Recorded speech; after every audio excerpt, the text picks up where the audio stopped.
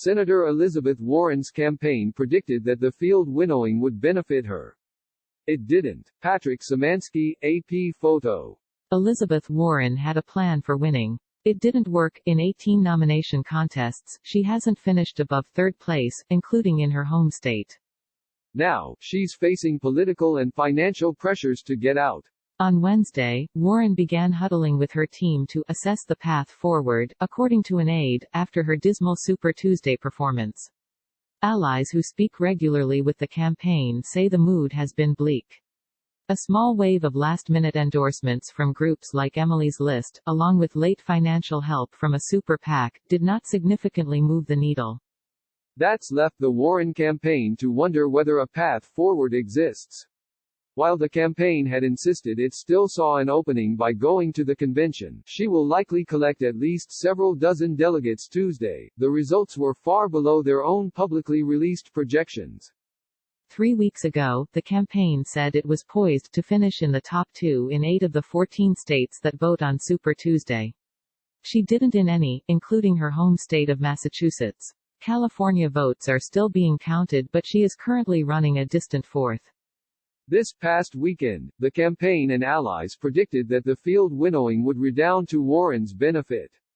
It didn't. The campaign also has financial constraints that come with a unionized staff of over 1,000 people, the largest field operation in the race besides Mike Bloomberg's, even after raising $29 million in February. With a payroll at over $6 million per month, the campaign likely needs to keep at least several million dollars on hand to cover paychecks, benefits, and other assorted shutdown costs to avoid going into debt. Warren was able to raise a significant amount of that money with her strong debate performances, but there is not another debate until March 15. The Super PAC that provided over $12 million in air cover to Warren ahead of Super Tuesday also has said it is not placing ad buys for March 10. Warren herself has no public events planned until Friday. Perhaps anticipating that the night would go poorly, she did not give a traditional election night speech but rather held a regular town hall in Detroit, which votes next week, just as results began to roll in. She hardly mentioned the elections happening Tuesday. With Joe Biden's tour de force showing, progressives outside the campaign are wondering about the best way to still nominate someone more progressive. On Twitter, Warren staffers also appeared as if they were bracing for the end. Some talked about how proud they were of the team, others stoically tweeted, "I am a Warren Democrat." Other staffers, who are usually unflappably positive on social media, vented their frustration with sexism, Sanders supporters, and the state of the race. The night even had 2 staffers openly exchanging barbs on Twitter over whether some Warren aides were too privileged.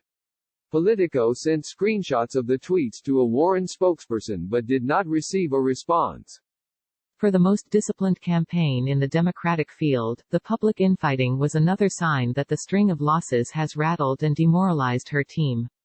The campaign's design director was especially dark, writing, "This is a product of a sad drunk brain and a lifetime of sci-fi, but I keep thinking about the coronavirus and fiction universe in which it turned us all into zombies and a small group of heroes try to go back in time to elect Warren because she was the only one with a plan."